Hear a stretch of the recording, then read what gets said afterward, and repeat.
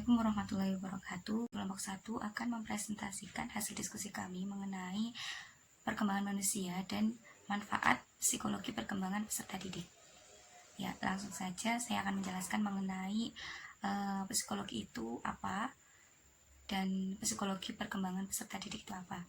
Psikologi adalah ilmu pengetahuan atau ilmu terapan yang mempelajari tentang perilaku, fungsi mental dan proses mental setiap manusia semenjak manusia itu lahir hingga menuju pada kematian.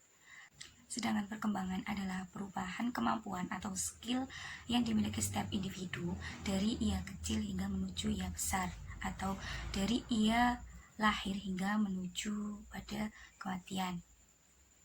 Kemudian dapat disimpulkan bahwa psikologi perkembangan adalah suatu ilmu pengetahuan yang mempelajari tentang tingkah laku setiap individu manusia semenjak ia lahir hingga menuju pada kematian.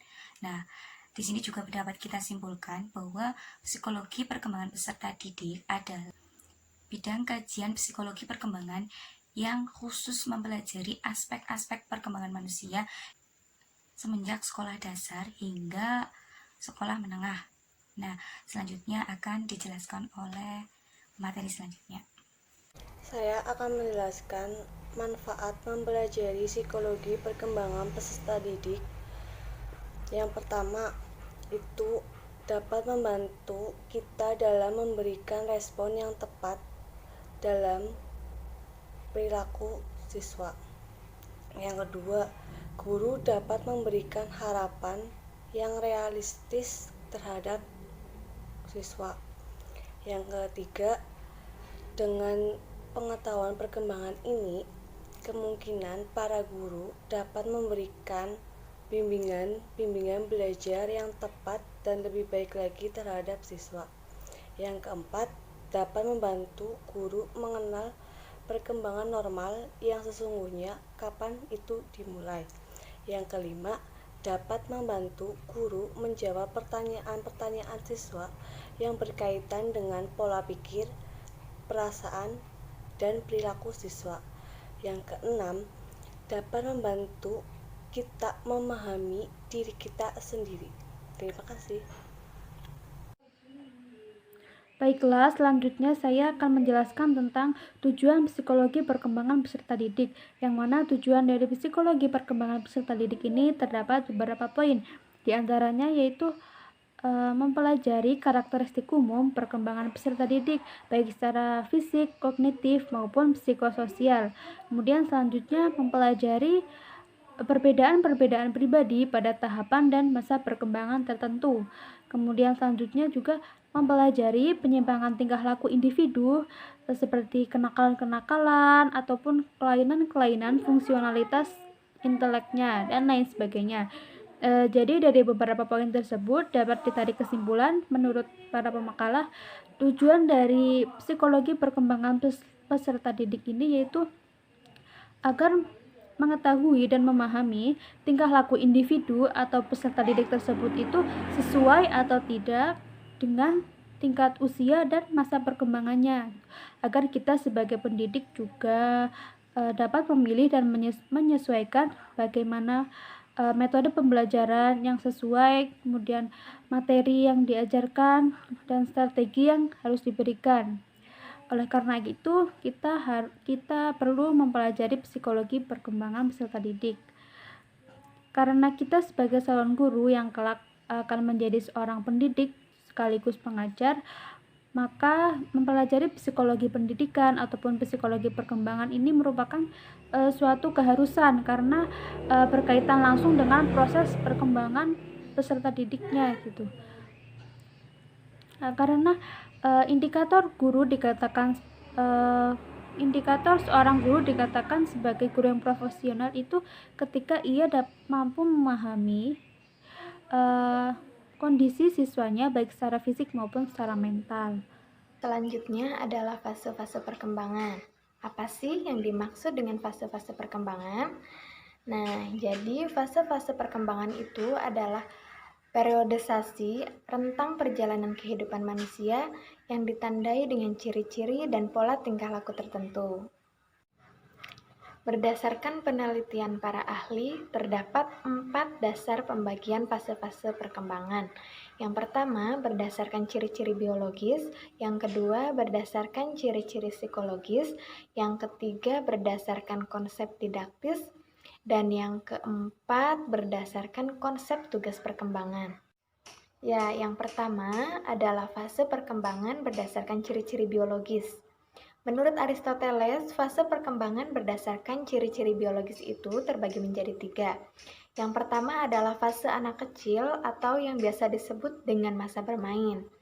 Fase ini terjadi pada usia 0 sampai dengan 7 tahun. Fase ini ditandai dengan mulai tumbuhnya gigi pada anak dan diakhiri saat pergantian atau tanggalnya gigi tersebut. Masa ini merupakan masa pengenalan anak dengan lingkungan di sekitarnya. Dan yang kedua adalah fase anak sekolah atau yang biasa disebut dengan masa belajar. Fase ini terjadi pada usia 7 sampai dengan 14 tahun. Fase ini dimulai pada saat tumbuhnya gigi baru sampai dengan timbulnya gejala berfungsinya kelenjar kelamin. Nah, pada masa ini si anak mulai bisa menilai perbuatan yang baik dan perbuatan yang buruk. Yang ketiga, fase remaja atau yang biasa disebut dengan fase pubertas. Fase ini terjadi pada usia 14 sampai dengan 21 tahun. Fase ini ditandai dengan mulai bekerjanya kelenjar kelamin seseorang. Masa ini adalah masa penemuan jati diri seseorang dan kepekaan sosialnya. Yang kedua, ada fase perkembangan berdasarkan ciri-ciri psikologis.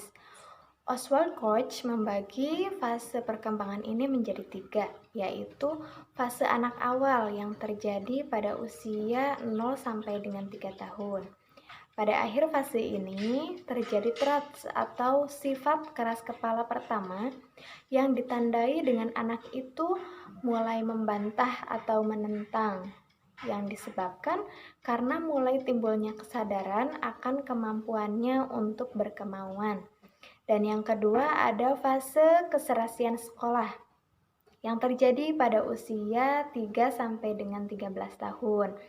Pada akhir fase ini timbullah sifat traits yang kedua yang ditandai dengan si anak ini suka membentak.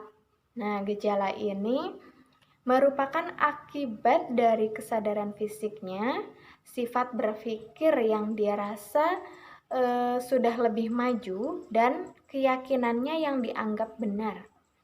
Dan yang ketiga itu ada fase kematangan yang biasa terjadi pada usia 13 sampai dengan 21 tahun. Pada fase ini si anak mulai menyadari kekurangan-kekurangan dan kelebihan-kelebihannya. Yang ketiga ada fase perkembangan berdasarkan konsep didaktif. Jadi dasar yang digunakan untuk menentukan pembagian fase perkembangan ini adalah materi dan bagaimana cara mendidik anak pada masa-masa tertentu. Dan yang keempat ada fase perkembangan berdasarkan konsep tugas perkembangan. Nah, tugas perkembangan ini merupakan berbagai ciri atau tanda perkembangan yang diharapkan dimiliki oleh setiap anak pada periode perkembangannya. Misalkan, ketika seorang anak mulai memasuki usia 7 tahun, si anak itu diharapkan untuk mulai belajar mengembangkan dasar-dasar keterampilannya, misalkan seperti membaca, berhitung, menulis, dan lain sebagainya.